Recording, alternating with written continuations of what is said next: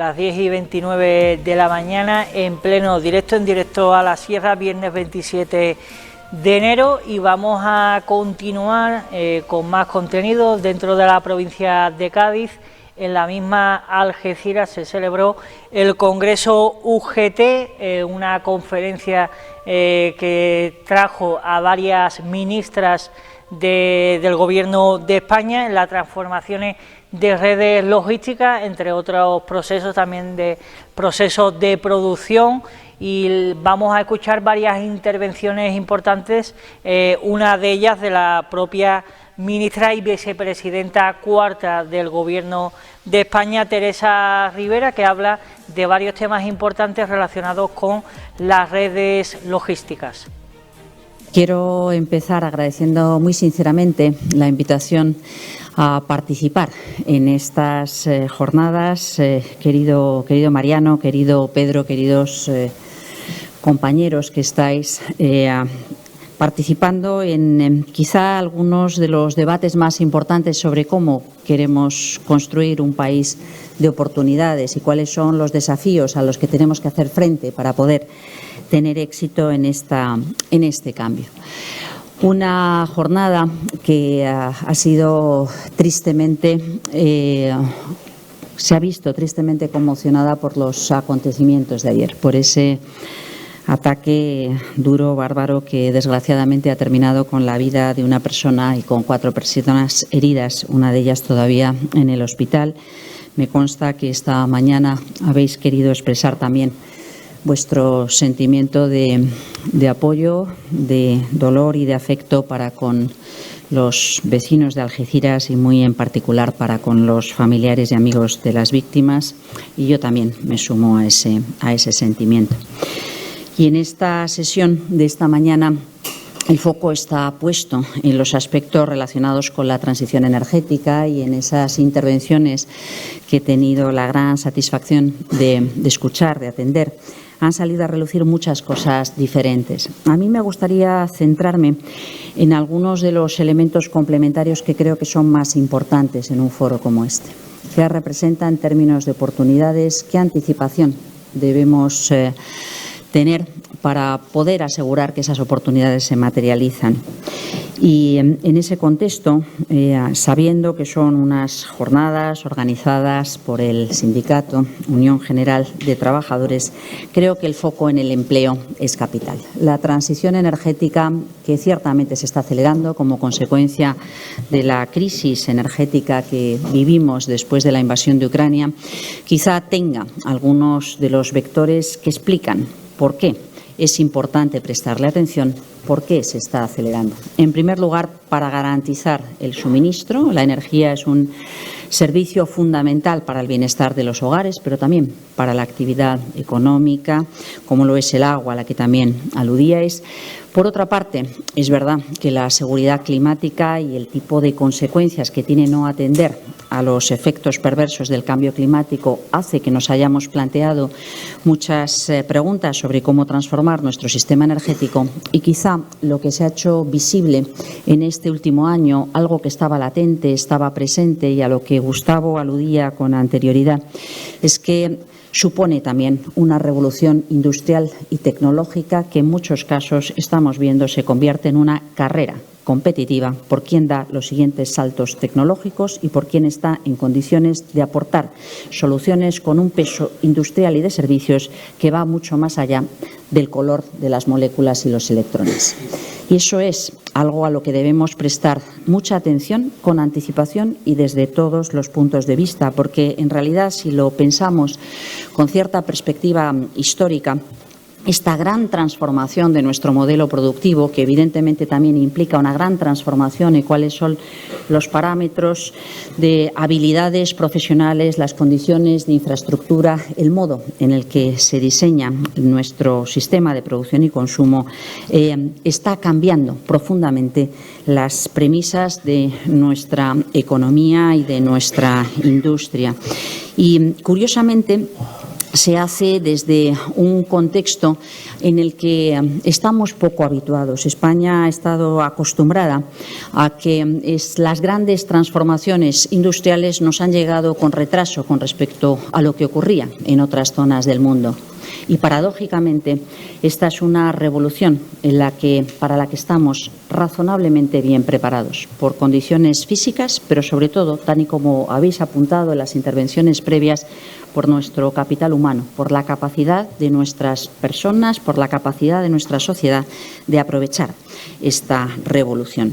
Si esto es así y si esto supone también un cambio muy profundo de las condiciones laborales, de las características de empleabilidad, de las demandas de lo que necesitamos como habilidades profesionales en nuevos vectores energéticos, en nuevos procesos industriales, en nuevos sectores asociados a esa vinculación con el empleo de los recursos ambientales, debemos estar suficientemente bien preparados para poder aprovechar ese potencial. Y esto es un ejercicio complicado, donde es obvio que se necesitan los marcos regulatorios que nos permitan aprovechar todo ese potencial, donde necesitamos entender cuáles son las cadenas de valor industrial que se van a activar y de qué modo puede afectar a las cadenas de valor industrial que ya existen en nuestro país y que no pueden dejar de existir, pero sí requieren un ejercicio de transformación y actualización muy importante, requiere un tratamiento que nos permita buscar cuáles las mejoras, el valor adicional que se puede aportar desde España, y requiere que en esos nuevos sectores manufactureros que están llamados a producir los bienes de equipo capitales en esa transformación del sistema energético, estemos en condiciones de aprovechar todas las oportunidades. Y las noticias son interesantes, son buenas.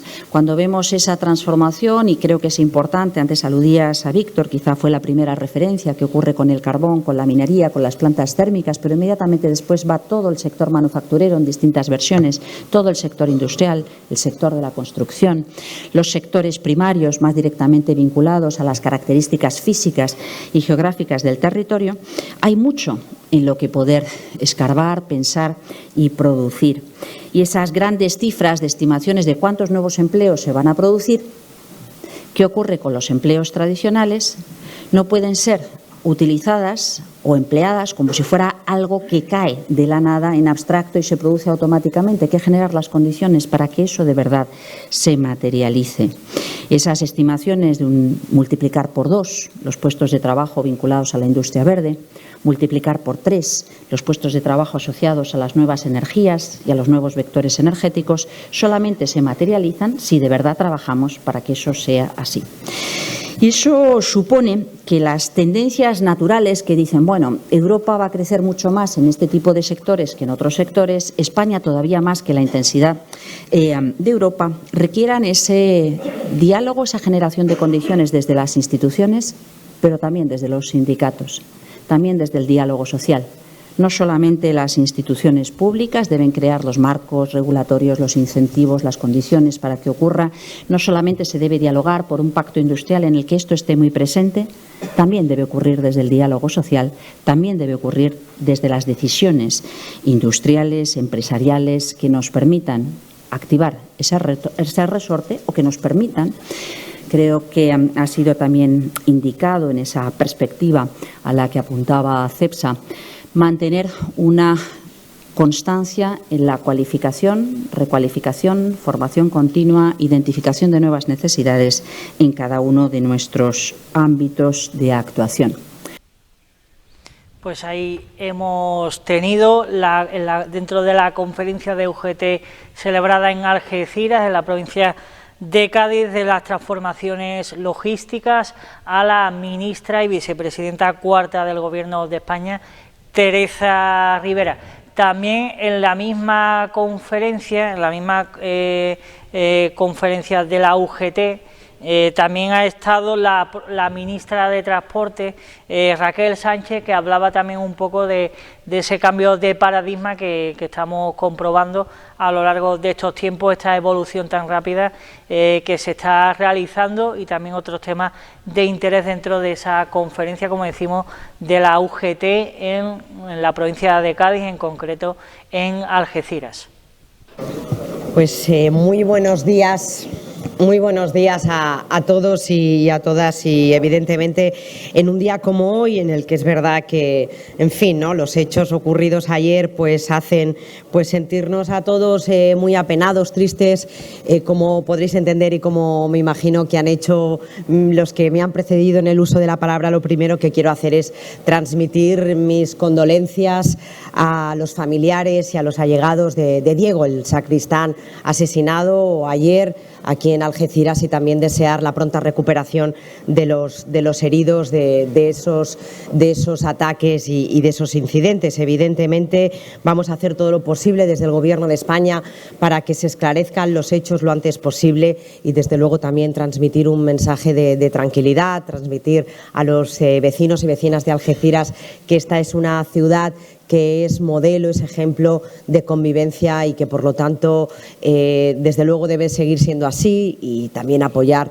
la actuación y la profesionalidad, señalar la profesionalidad de las fuerzas y cuerpos de seguridad del Estado, que siempre actúan para protegernos. Y dicho esto, pues también agradecer evidentemente enormemente la invitación que me habéis hecho a participar en estas jornadas, la Federación de Industria, Construcción y Agro de la UGT, y también la Fundación Anastasio de Gracia. Gracias por la invitación a estas jornadas, y también saludar a todas las personas, autoridades que nos acompañáis, el presidente de Puertos del Estado, presidente de la Diputación, secretario general de la FICA de Andalucía, también el presidente de la Autoridad Portuaria de Algeciras, y desde luego también hago extensiva esa felicitación por el lema, por lo que tratáis en estas jornadas, que es la transformación, ¿no?, como tituláis, la transformación del modelo productivo, del sistema productivo, que también es una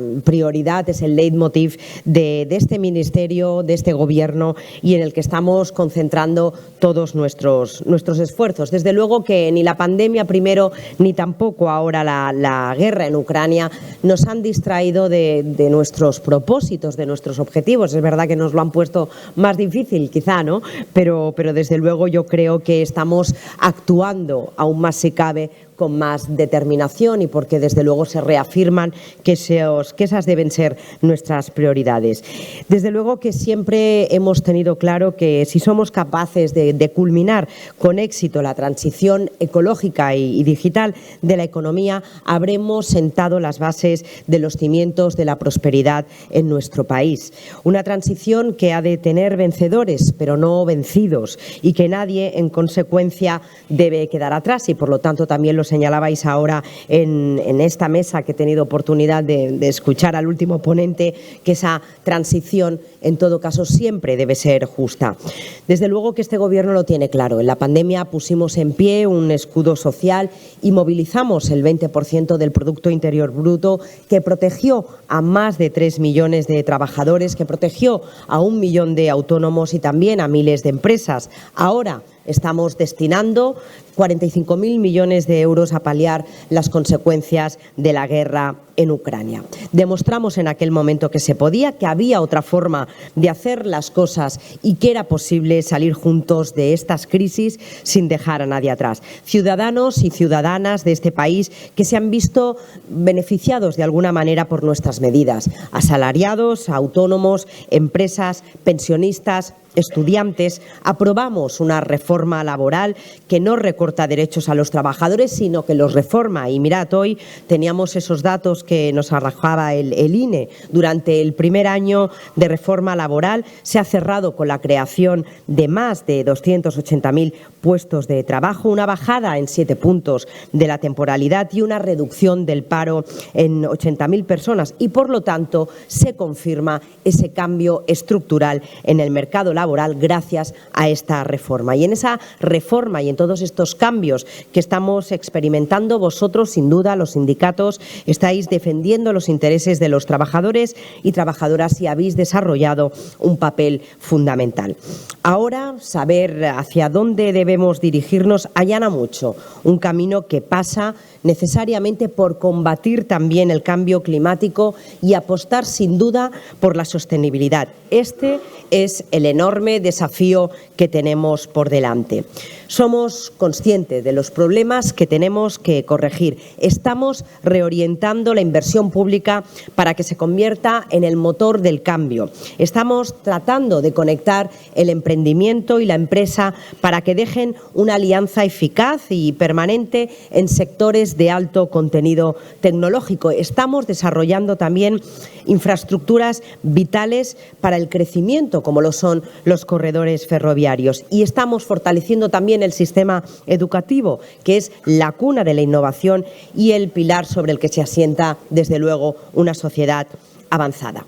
Alumbrar este nuevo modelo económico requiere modernizar y reforzar el tejido industrial, ser más justos de forma que alcancemos a todos y a todas, mejorar la productividad, mejorando y fomentando la tecnología y la digitalización, y en el ámbito de mis competencias, desde luego, liderar una nueva movilidad sostenible y desplegar las infraestructuras logísticas que hagan posible esta movilidad sostenible.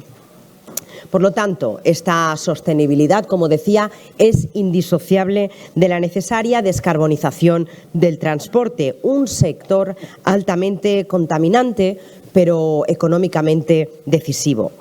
Entenderán, por tanto, que impulsar el ferrocarril es el modo más respetuoso con el medio ambiente, sea una de nuestras obsesiones, una de nuestras prioridades, pero ya desde luego convertida casi en obsesión, y que este sea uno de los principales destinatarios de los fondos europeos que canalizamos a través del ministerio que dirijo. Estamos actuando en más de 1.500 kilómetros de la red de los corredores Mediterráneo y Atlántico, en casi 1.000 kilómetros de otras redes transeuropeas y en más de 800 kilómetros de las líneas de cercanías. Nos hemos propuesto completar la transición de una red radial en nuestro país a otra mallada, lo que en el caso del transporte de mercancías debería permitirnos duplicar su cuota modal hasta el 10% en el horizonte del año 2030. Este es el objetivo de la iniciativa Mercancías 30 que hemos puesto en marcha. Por lo tanto, entendemos que esa intermodalidad es clave. Y si hacemos posible un flujo de mercancías fiable y eficiente, serán los propios transportistas los que salten del modo, porque realmente les resultará mucho más atractivo y les resultará mucho más interesante esta alternativa. Y también la contribución del transporte marítimo es determinante en el éxito de la descarbonización, en el éxito de la transición energética, por una razón muy simple. Más del 80% del comercio mundial se realiza por barco. España, como sabrán, lidera hoy el tráfico de contenedores de la Unión Europea y, por lo tanto, si somos capaces de acomodar en trenes los millones de contenedores que llegan a nuestros puertos, sacaremos de la carretera su equivalente en camiones y, por lo tanto, también evitaremos las emisiones que producen esos camiones. Estamos en el puerto de Algeciras, el más eficiente de Europa y de todo el Mediterráneo, y el único puerto no asiático que se encuentra en el top 10 del Banco Mundial. Su conectividad marítima es impresionante. Enlaza de forma directa con 200 puertos en 75 países. Es, por tanto, un entorno de incomparable valor, tanto ambiental como económico. Esa posición estratégica en la bahía de Algeciras la convierte en el origen de caminos marítimos y también terrestres. Es aquí donde se iniciaron y se inician dos de las principales rutas andaluzas, españolas y europeas. Estoy hablando del corredor atlántico y del corredor mediterráneo. Desde aquí estamos conectados con Portugal, con Francia, con Alemania, con Italia, con Irlanda, Eslovenia, con Croacia, con Ucrania, ¿no? Y también con las rutas hacia Asia. En definitiva, es la puerta del sur de Europa para los tráficos comerciales con África y también con América. Y nuestro objetivo es que su conectividad terrestre sea equiparable también a la marítima, y esto pasa por actuar en la línea Algeciras-Bobadilla.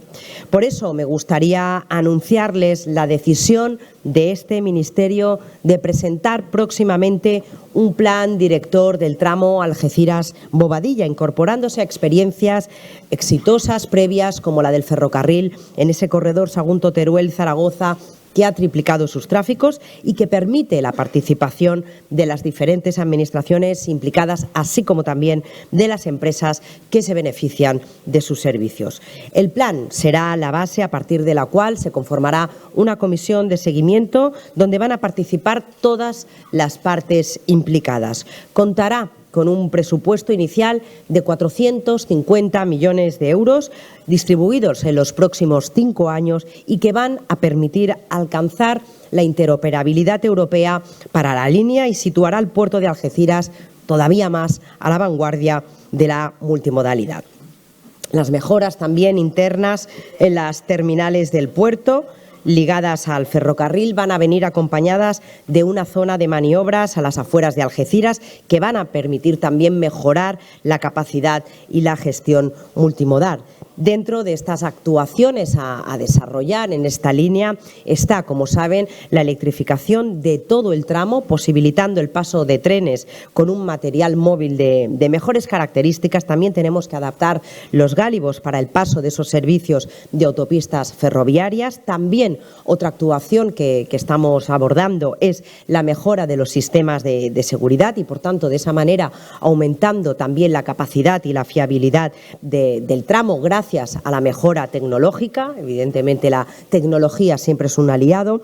Y por último, también muy importante y fundamental, es que se va a instalar el ancho mixto, permitiendo el tráfico en ambos anchos, lo que va a permitir conectar Algeciras tanto en sus tráficos de mercancías como de pasajeros con el centro y con el este peninsular, vía Córdoba por los dos corredores y vía Granada también por el corredor mediterráneo. Además, el lanzamiento de la autopista ferroviaria que este Gobierno está impulsando va a permitir conectar de forma rápida y sostenible la bahía de Algeciras con el centro peninsular y con Zaragoza, que ha de canalizar a lo largo de 1.074 kilómetros los flujos de mercancías entre Marruecos y Europa. Aquí estamos redactando ya los proyectos con los que vamos a poder adaptar la línea para poder prestar este tipo de servicios ferroviarios. Es más, esperamos poder licitar las primeras obras este mismo año, que van a suponer una inversión de más de 100 millones de euros. Y no solo hablo de infraestructuras, también hablo de la subvención de 45 millones de euros a una empresa que va a gestionar la adquisición de los vagones y las locomotoras para ponerlos en funcionamiento y, por lo tanto, poder prestar los servicios. Por lo tanto, estamos convencidos de que esta autopista ferroviaria o la prevista entre Madrid y Valencia van a tener un papel fundamental en el impulso del transporte de mercancías por ferrocarril. A favor nuestro juegan los ahorros que representan esa relación, ¿no?, o en relación con la carretera, la comparativa con la carretera, tanto en costes externos como también, que son 7 veces mayores, sino también en el ahorro en emisiones contaminantes. Y paralelamente, también, como les decía, vamos a ayudar a las empresas fundamentales. Hemos publicado las convocatorias para la concesión de las ayudas del ecoincentivo ferroviario y también al ecoincentivo marítimo, con una dotación total de hasta 74,6 millones de euros hasta 2024 y de 60 millones de euros posteriormente, respectivamente, con el objetivo de descarbonizar el transporte de mercancías por carretera. Por lo tanto, que quede claro, queremos sacar a los camiones de la carretera y que se suban al tren y que se suban también al barco. Todas estas acciones han de tener su oportuno reflejo en el crecimiento económico del campo de Gibraltar, un asunto prioritario para este Gobierno.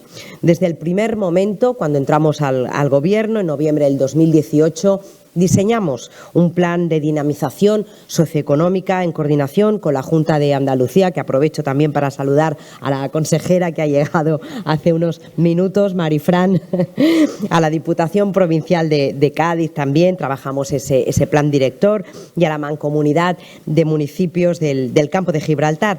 El plan implica a 10 ministerios, incluido el que tengo el honor de representar y dirigir, y totaliza inversiones de más de 900 millones de euros, de los que 810 millones de euros se centran, fíjense la importancia, en conexiones ferroviarias y viarias. Les he mencionado algunas, otras han sido, por ejemplo, la duplicación de la Nacional 350 de acceso sur al puerto, que ya están en marcha, con un importe de 42 millones de euros. Es una de las obras más importantes de carreteras que tenemos dentro del Plan de Recuperación, Transformación y Resiliencia para mejorar esa intermodalidad carretera marítima, y permitirá también una conexión segura y directa entre la Nacional 340 y la A7 con el puerto más importante del Mediterráneo. Concluyo ya, no me quiero extender, y mencionaba e insistía antes en la importancia estratégica del puerto de Algeciras como la puerta sur de Europa.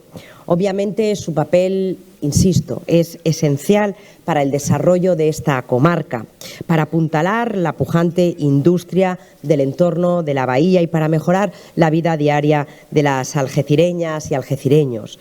Como hace referencia el título de esta intervención, creemos que la transformación de las infraestructuras logísticas constituye el motor de un desarrollo industrial sostenible y competitivo.